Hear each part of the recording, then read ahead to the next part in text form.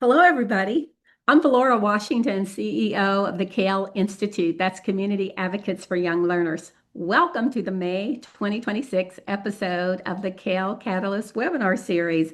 We really appreciate that you've joined us for what we hope will be bold conversation that will support your personal growth and your professional growth. And you can join us every first Thursday of every month at 4 p.m. Eastern Time to join these conversations.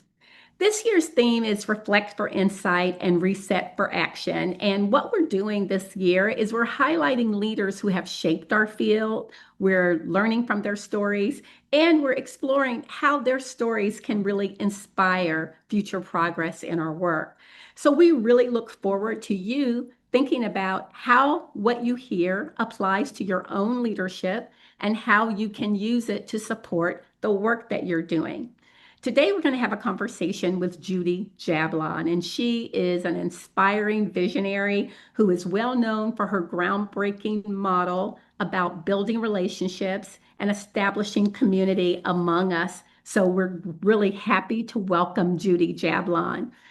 First of all, I want to let you know that all of our webinars are free, they're recorded, they're available on our website, and you are invited to the after party. At the end of this webinar, there's going to be a link in the chat. If you click it, you'll be able to engage in a personal conversation with Judy Jablon. And in addition to that, look for an email from us this week containing the webinar recording and also resources that can extend your learning about Judy's work even further. And please stay connected to the CAYL Institute. You can follow us on social media, you can watch our YouTube channel, and you can also visit our website. One of the things that Judy has taught us is the importance of staying connected and building our community. And we want to invite you to pay it forward. If these webinars have been a meaningful part of your professional journey, we really appreciate that you come and join us every month. There have just been thousands of you who join us each month for the timely and vital information and the people that we are able to present to you. So we're inviting you to pay it forward. If these webinars have helped to shape your path or built your community or strengthened your voice, please join us by paying it forward by texting the word CAYL to 53555. We appreciate your tax-deductible gift in any amount at all. Paying it forward is a way to celebrate who we are. It's a way to build community. And our speaker, Judy Jablon, is really such an expert on this about how we can really practice these vital skills of community. And so we're really looking forward to hearing from her today because she lets us know that when we are better humans, our children are watching us, and they will be better humans as well. Speaking of Judy, there's several questions that she often asks people when she does her work. And she asks people, as you're building community, what fills your cup? What depletes your cup? And how can we support one another to keep our cups full? So I invite you to write in the chat and let us know what you're thinking about. What's filling your cup as we think about the work we're doing in 2026? And while you are writing, I'm going to ask Judy to join me on the screen. Welcome, Judy. I would venture to say that just about every early educator has been influenced by the thought leadership that you have provided.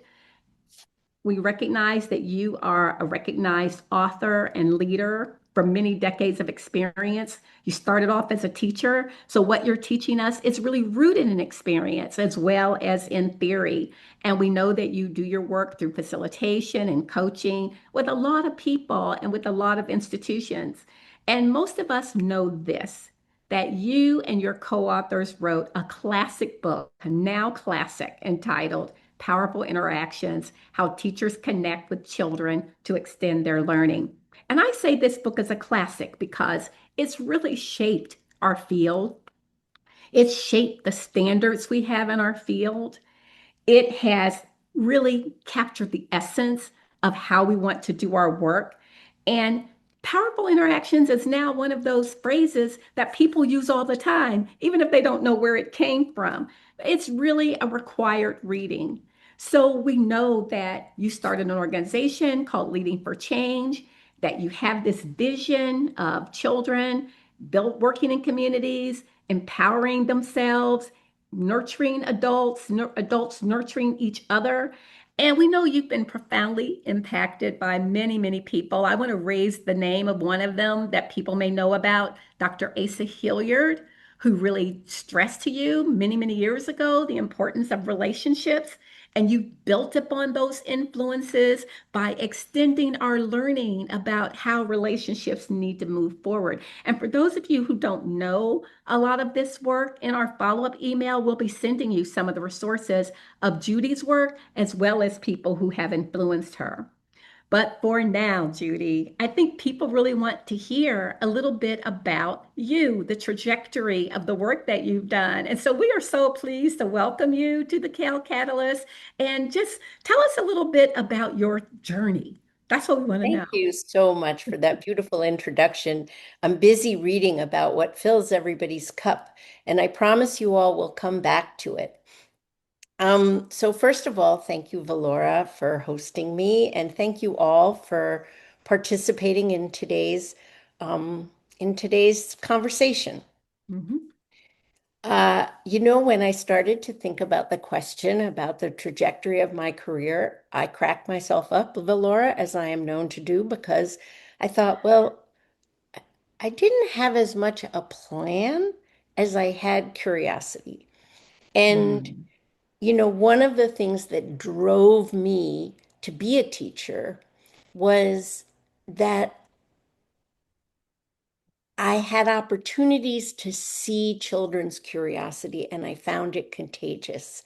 And I didn't have a school experience where I think I knew how to have my curiosity ignited. And but once I was in the classroom and I could see, what what happens for children, it kind of blew me out of the water. And so, I just kept following their curiosity with my own questions. And as I tell the story of my career, curiosity is the key word.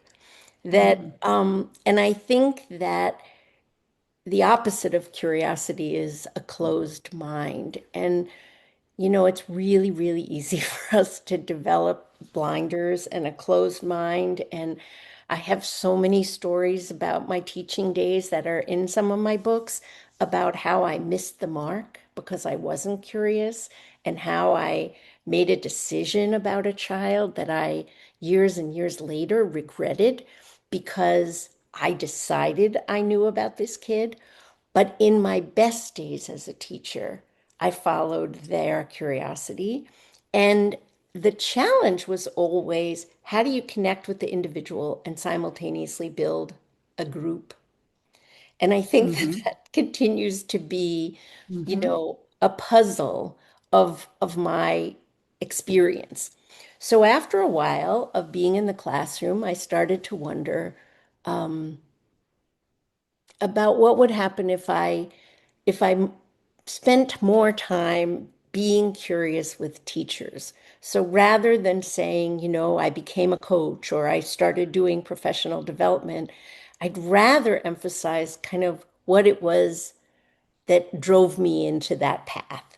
And it was, you know, can I see teachers' effectiveness in ways that they might not be able to see their own? Because in my classroom, when I had a good director, I felt seen. When I had a less good, or let's say a director who was busy with other things, I started to feel invisible, and that was so depleting. And so I loved my many years working directly with teachers because I could focus on their moments of effectiveness and hold up a mirror. And I loved watching their faces light up and their discoveries about their own effectiveness. And from there, I'm kind of jumping over some books about, first I was interested in writing about curriculum, and then I got interested in wondering about how children show us what they know and can do, and then how can we focus more intensively on observation, with an open mind. And that led to powerful interactions because really, I know I was trained to do observation out of the action. And Mm. how can you learn about a child's thinking without interacting with them? So, I remember with my colleagues us saying, okay, so we have a job to do. Now the performance assessment is taking over the field. And I remember Sue Camp saying, we have to accept that assessment is here. We can't keep fighting that assessment is here. I think Amy, Charlotte, and I wanted to make it friendlier. We wanted to make it something where the actual definition of assessment is to sit beside. I learned that from Sam Meisels. And and so how can you sit beside a child and engage with that child just for a few moments and be lit up by what they are showing you and then have them feel lit up because you see them. And from there, I'll talk more when you ask me about it, but I think I got very curious about how hard the be present step was. And that led me on to kind of looking at the leader in us and what's happened in the world around leadership that we could apply to ourselves as educators. And that's how I got to the 5 commitments of optimistic leadership. And then from, child to group to teacher to group of teachers, I moved to the ecosystem around children. And that's why I started Leading for Children, because I felt like, how can we stop fighting each other? How can we stop having silos in our work and work in a more unified and collaborative method, not just the words of it, but the heart of it? Yeah, there's so much in what you've had to say. You've had quite an amazing journey. I'm really interested that the journey started off with really understanding that, in our teaching, we weren't necessarily doing everything right all the time, and making that balance between focusing on the individual and keeping concern for the group. Because sometimes we can be so focused on the individual that we leave the group. And sometimes we can be focused on the group that we are not really attending to the needs of the individual child. Really curious about that. I'm Can glad I that, go ahead. can I share a story that um it's probably many people have heard this story, but it's so pertinent in the moment. Every person who's ever been a teacher, probably also a parent, knows about how we have the child who just uses up a lot of our ounces of energy, who can, in our effort to do for that child, we deplete our cup of energy. Well, there early in my teaching career, I had a little boy, Tass, in my class, and I had interage kids, so I had him for 2 years. And I loved this child deeply, and he needed so much attention. And I was giving it to him. But there were quite a few other children in my group. And one day, my director said to me, Judy, I want to give you an assignment. For the next 5 days, you need to come to my office and tell me a story about another child. Mm, Well, the first day of this assignment, I lied. I made up a story to tell her. The next day, I swore to myself, I'm going to get a story right away so I have something to tell her. And by the end of 5 days, my classroom was different. mm, mm. My energy was changed. My tunnel vision to tasks had softened. I was quite delighted to learn about some of the other things that I was blind to.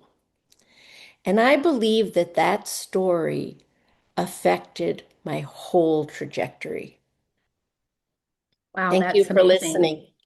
No, I think it's so wonderful that you acknowledge. I think this is one of the things that have attracted people to your work because you talk about you personally and how we together miss the mark. And I think that that really opens the door to the kind of listening, the kind of understanding, the kind of seeing each other in community that we're not always perfect. We have to see each other realistically. I'm so happy that you Absolutely. mentioned Sue Breda Camp because, as you know, Sue Breda Camp also is somebody who has deeply influenced our field. And you're talking about, assessment. And what you're also talking about in your ways of seeing children is a way of making it effective. You talked about making it friendlier, but it also makes it more effective, right? And you also mentioned Sam Meisel's, another huge contributor to our field. So you've had so many influencers, Oh, and many of yeah. these influencers you've had from reading books, from knowing personally. I really want to hone in on what you said about people being seen for what Mm. they're doing and what they can do. Can you tell us a little bit more about this idea of being seen? Well, another story to start. Um, I was hosting or facilitating conversations with groups of educators around the country pretty recently. And in one of them, one teacher from Alabama said in the group, and she really was, I checked in with her before this. I won't say her name, but I did check to see that I could share the story. And she said, I've been Mrs. So and so and mom for so long, I don't even know who I am. Mhm.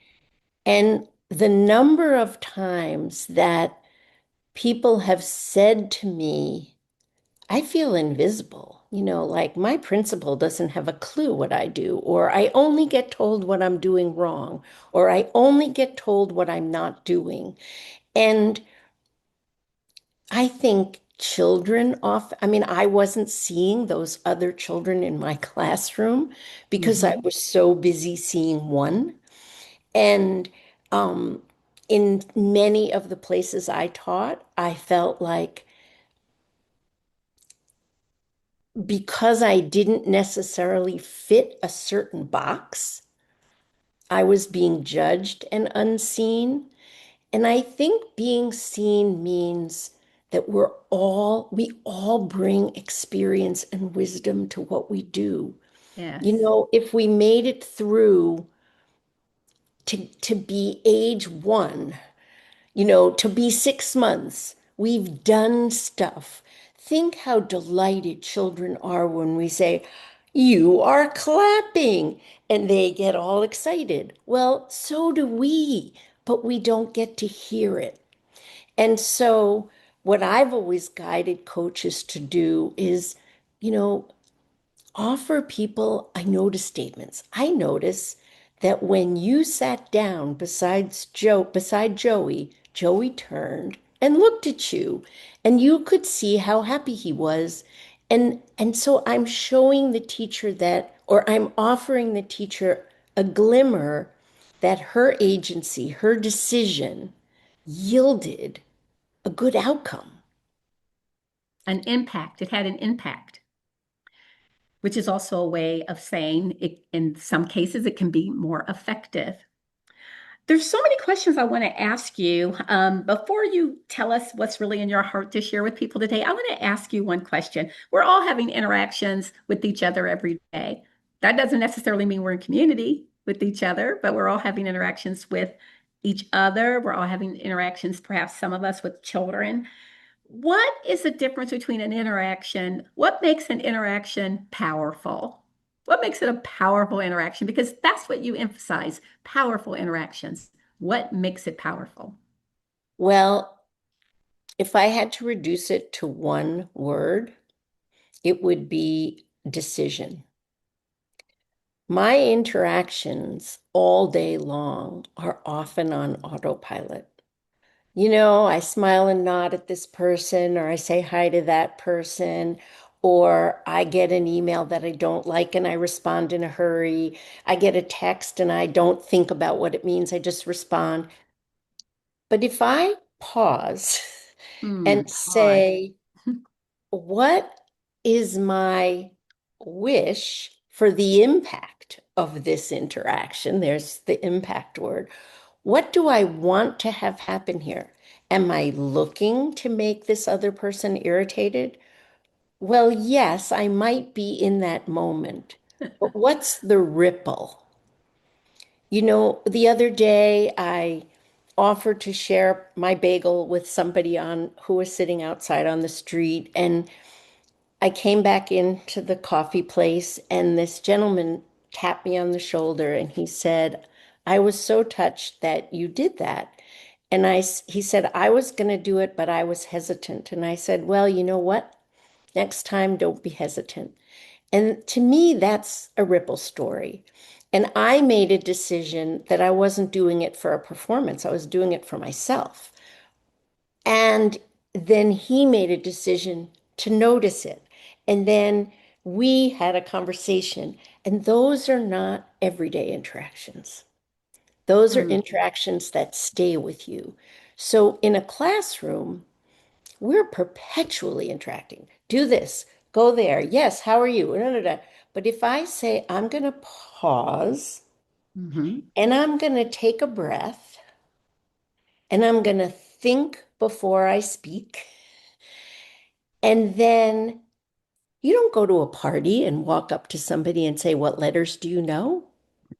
You say, hi, how are you? Or if someone sends you a mean text, if you took a minute to say, okay, what's her meanness about? Do I want to reciprocate with meanness or do I want to change the tone? So that's why I say the word decision or intention of what do you want to have happen here is the difference. Well, I'd love to hear more about that because, as you know, classrooms are moving so fast. And even with the young children, there's so much content that people want to cover. And our interactions in the workplace are also moving very, very fast. So I really want to hear that. What's on your heart to share with educators on this webinar? Really just love to hear you talk about some of these ideas and see what people are saying in the chat. And I have lots of questions that I still want to ask you as well. So can you just tell us what's on your heart to share with us Sure. today? Well, I do want to comment that there are so many beautiful notes in the chat about what people do to fill their cups. And I'm just going to jump to Tambra said, what fills my cup is helping children and families feel supported, safe, and encouraged. Um, and there's a couple others that say something about being around young children or early childhood educators. And I have a feeling that all of these cup fillers that happen inside of work are when there's an interaction that you feel like you've done the seeing and the other person feels seen because energy fills that space. So I'm going to go to my what's in my heart, and I'm going to say thank you again, Valora, for the great questions. And I'm going to do the first step of a powerful interaction with all of our friends and colleagues who are on this webinar right now. So if you could take a moment to kind of reset, just settle, and feel yourself become present. Some people like to close their eyes. I'm not an eyes closer. What I am is a shoulder dropper. And I sort of like to settle my butt and my back in the chair, maybe have a sip of water.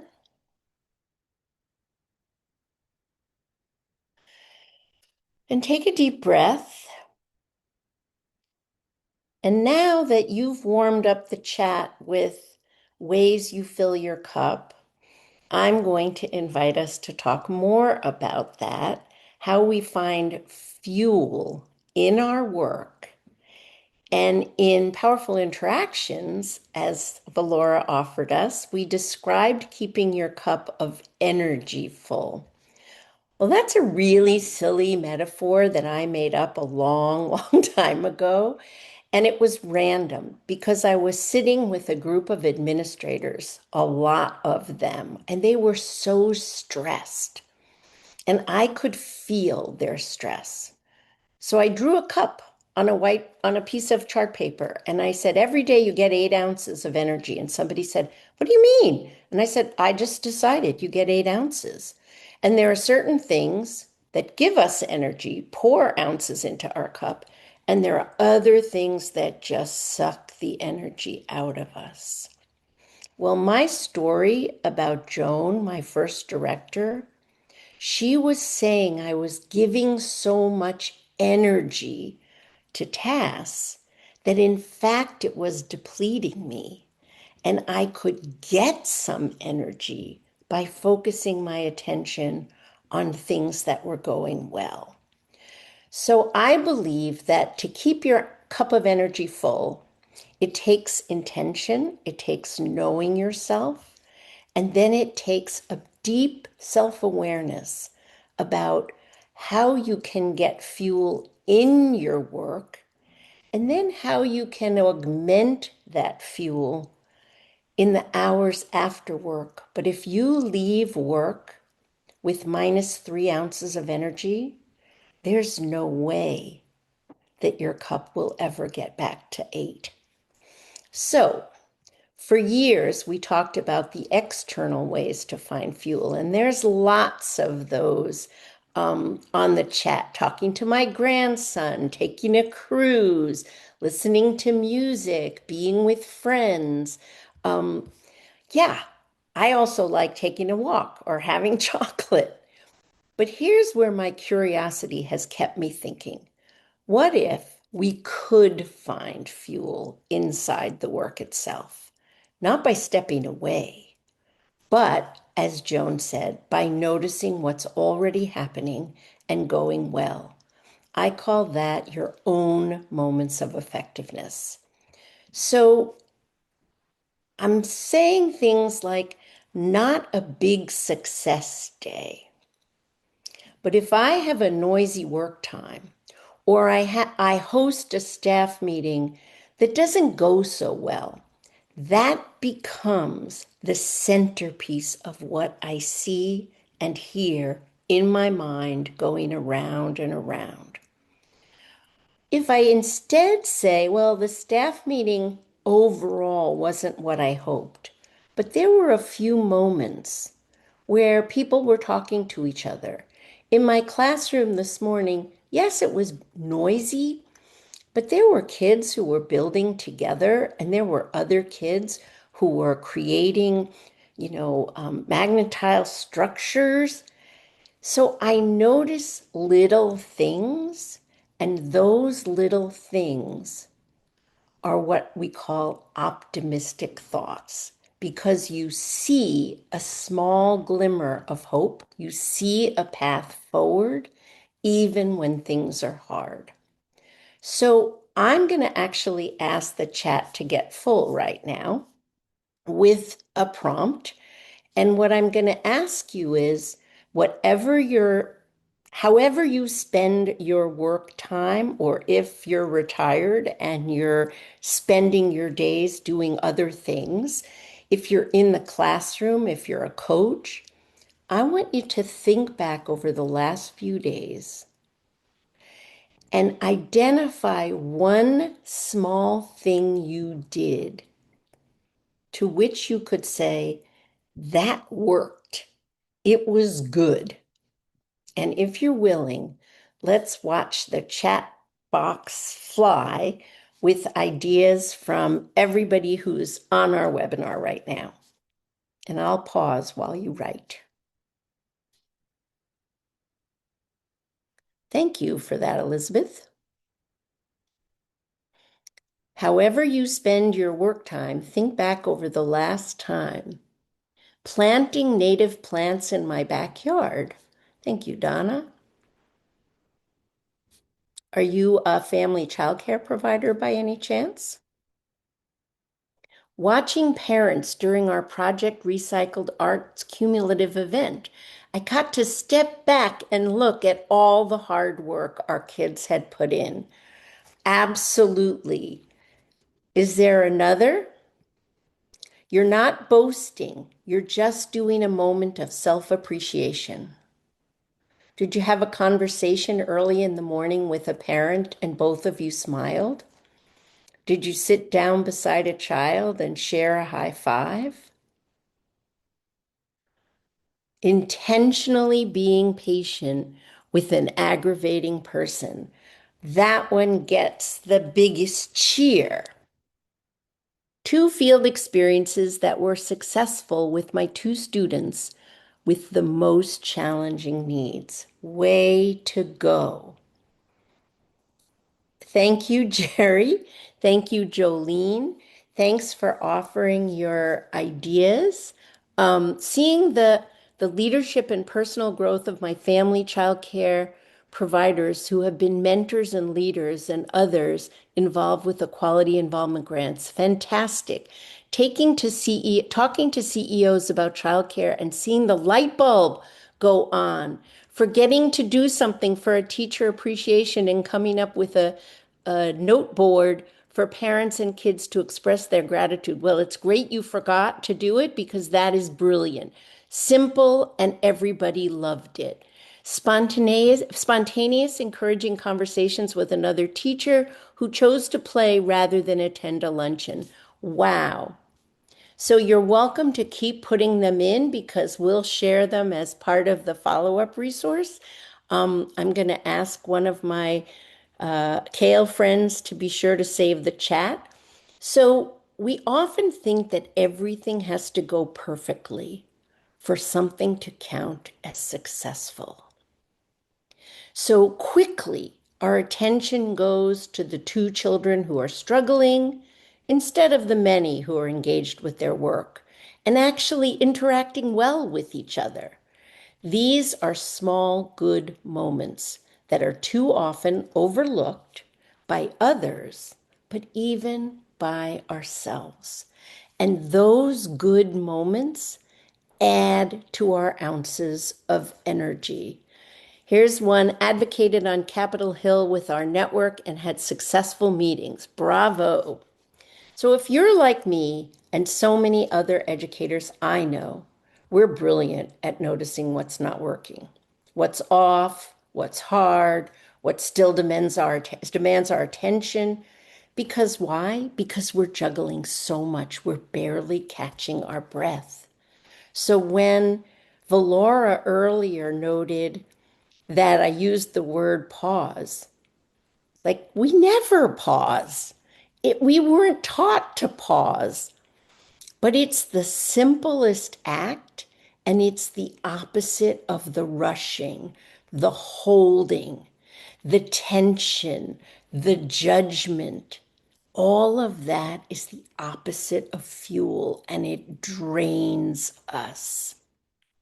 So now I'm going to ask you to think about a time in your day when you feel so stretched to your limit you're ready to burst into tears, run out of your office, run out of your classroom. You just want to say, I have nothing left in me. Can you take a moment to think about what's happening around you and what's going on in your mind? Do that first before you chat, and then say, is there a nugget I can capture that other people will say, oh, I get what you mean? So if you're willing, let's see if we can get a bunch of, oh, God, I know what that feels like.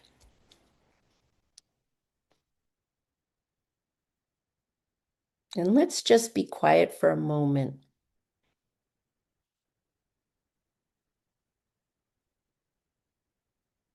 It probably happens so often that you don't even notice.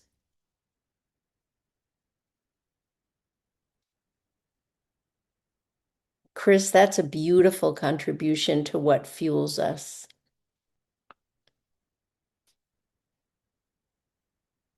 I'm trusting some of my friends in the audience to pop something into the chat so I don't feel silly sitting here and wondering, here comes something.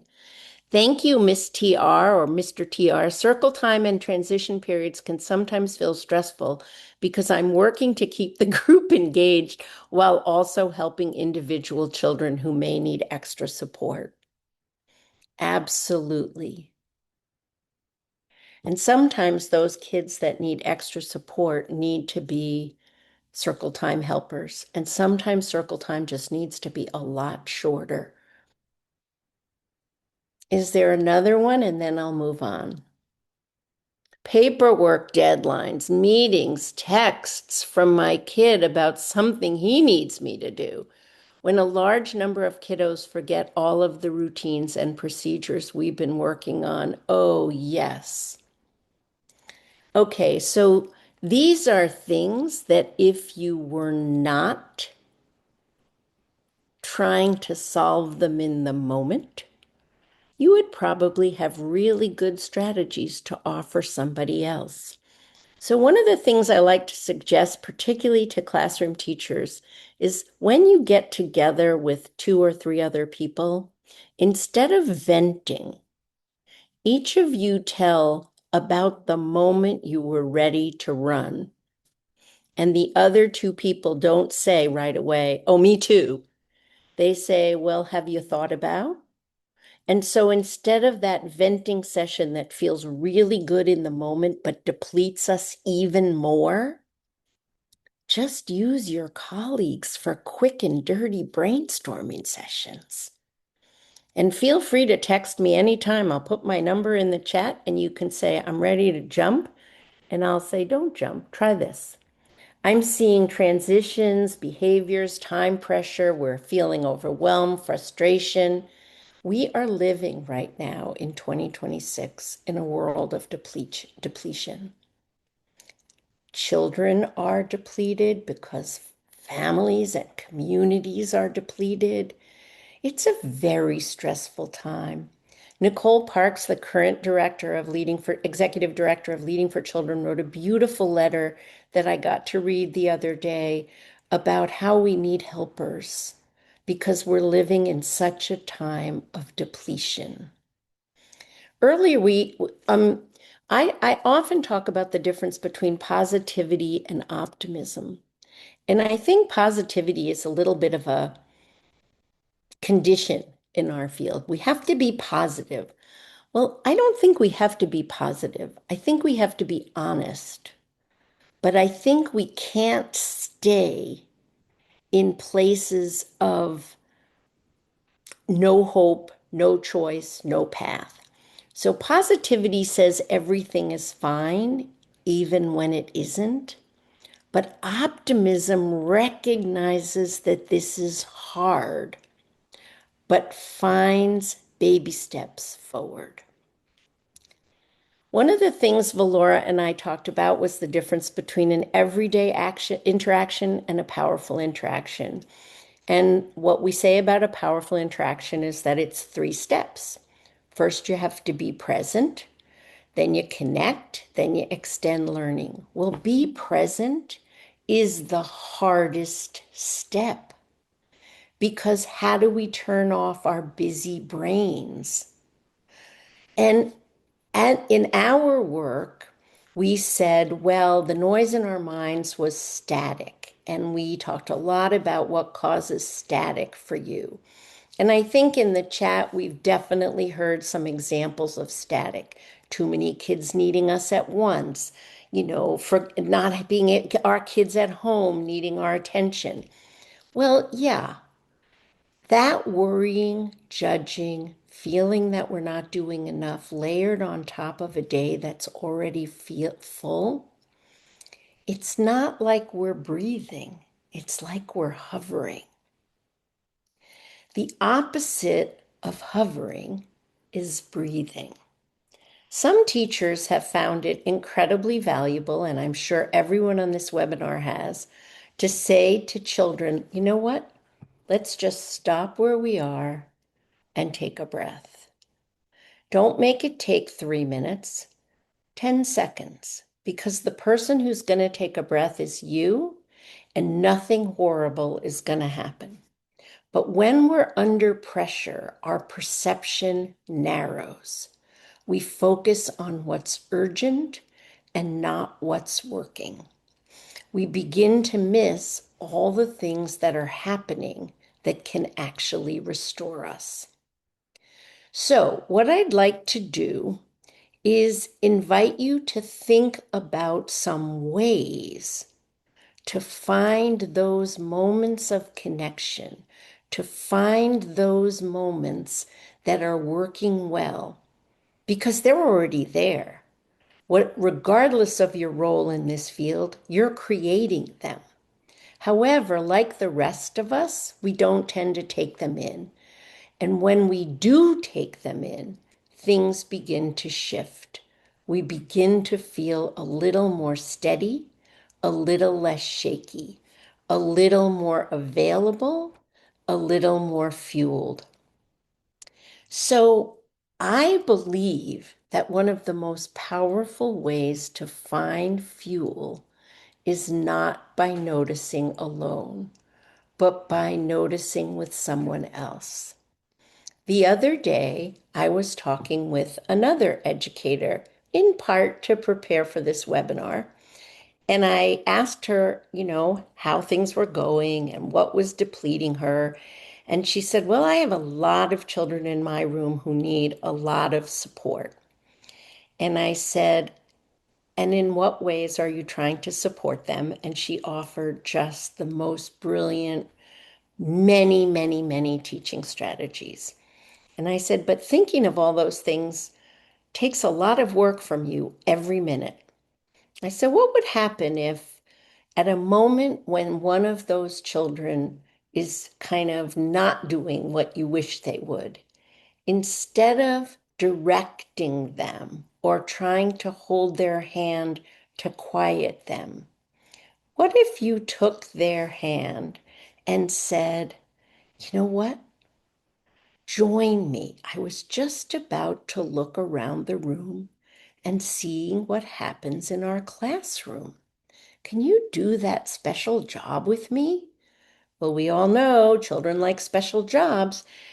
It's not likely that the first time that child will get it right, but you could say, oh, you know, Jasmine, look over there. Look at what's happening in the block area. Did you see how tall that structure is? Or, oh my goodness, let's look over at the dramatic play area.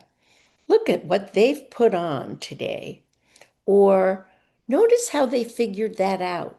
Or ask her to find what's a place in the classroom right now where children are working, but it's really quiet and calm. So in this situation, you're not just managing the moment and you're not managing a child whose challenging behavior is pushing your limits. You're co-regulating by joining the child and inviting them to be an observer. You're shifting attention together. And in doing that, you're changing the rhythm and you're changing the energy. You also could do this with your whole group at the end of circle time. Before we move on, let's take a moment. Who noticed something happening this morning when it was really calm in our room and everyone was busy? Who wants to share something they saw? All the things that get lifted up are things you care about, but often hold privately as expectations. And I'm suggesting that you bring this into the shared space. This doesn't only have to happen with classroom teachers. A coach might step beside a teacher and say, "Did you notice what just happened there? You stayed so calm with that child. Look how many children are engaged." And suddenly the two of you are noticing something meaningful together. You both get fueled. An administrator might do the same with a staff member or a colleague with another colleague. At home, we can do this with our partners, our children, our families, because the moment we help someone else notice what's working, we create a different climate. And often we feel it too. I'm noticing the time, so I'm going to move to skip over the next chat and say, um, so when we begin, oh, here's Valora, because when we begin to do that, we build our own sources of fuel. Um, I'd like to leave you with three simple ways to find fuel during your day. The first is pause. The second is notice, sometimes with a partner. And the third is reset. Not big changes, just small moments that begin to shift how the day feels.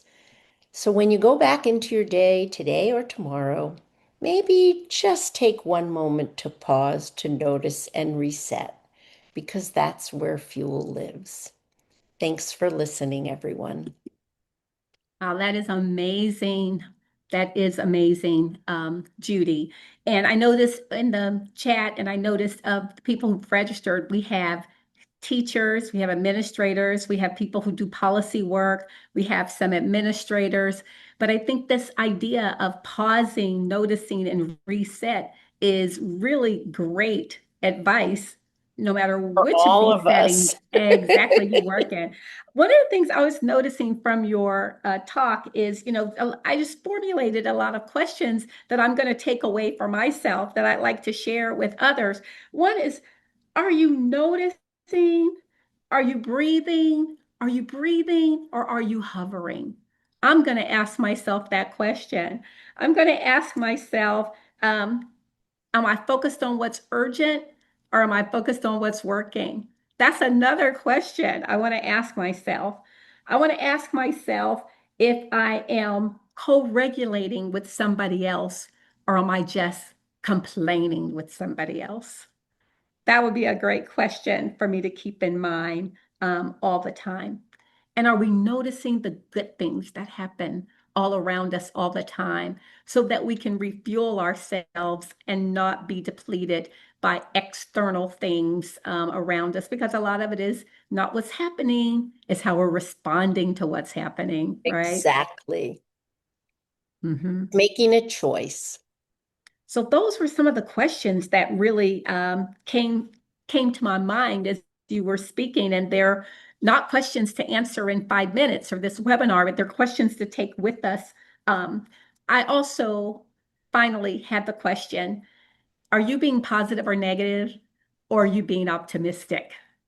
Because sometimes it's not about being positive, it's also about being negative. Am I being negative or am I being optimistic? That's another great Well, and question. the person who I think I was introduced to the concept of optimism by Simon Sinek, and you know, he would say, yeah, there's negative, but there's also honest. And sometimes things are not going well.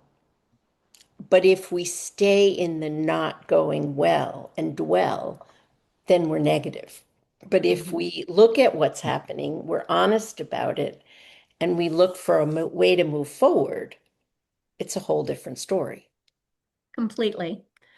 I know that you've said in other contexts that another person who influenced you was Angela Duckworth and her work. She wrote a book called Grit. And I wonder if you could speak to that and tell us a little bit about what makes your work challenging and how you've overcome that. Um, I have a lot to say about that. Hey, I'm Um, sure you do.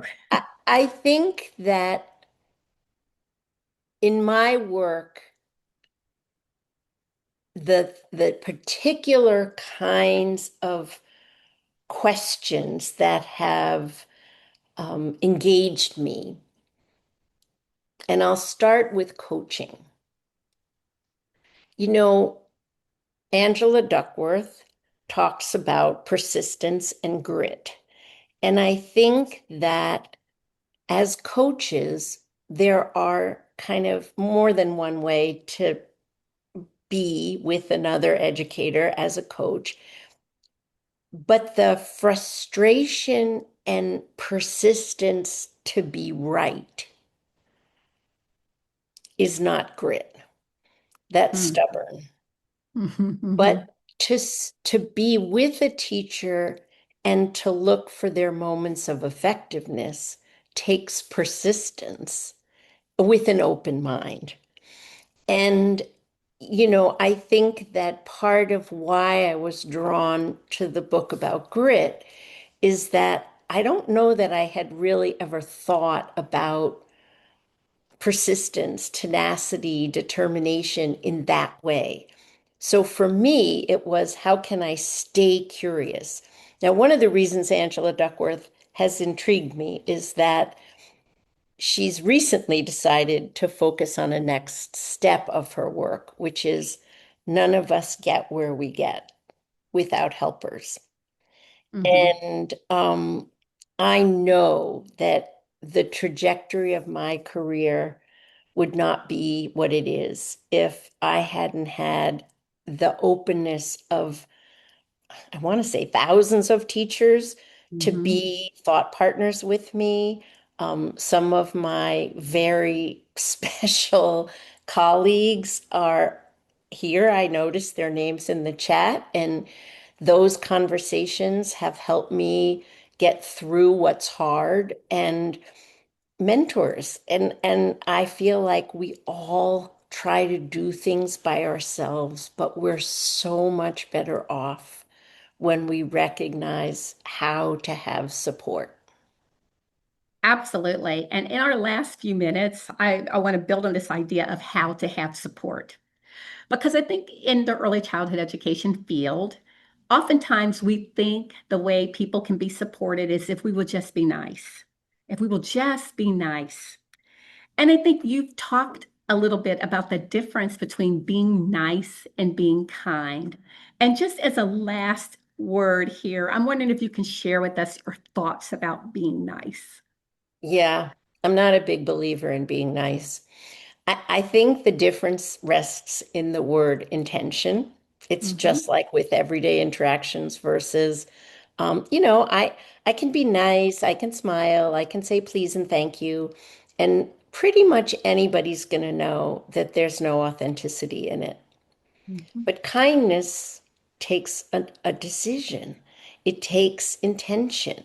It means one size doesn't fit all. What's going to be kind in my interactions with you, Valora, is going to be different than the way that I interact with somebody else. And so I think that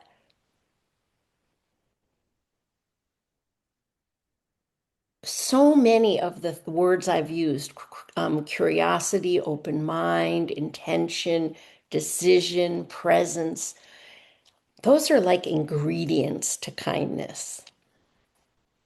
Thank you for sharing that. It's been such a great honor to speak with you, Judy, about your really groundbreaking and influential work. And I want to thank you for your many, many years of contributions to the field and the ideas that you have offered in your books and through your work with so many teachers and educators. Thank you very much. My pleasure, Valora.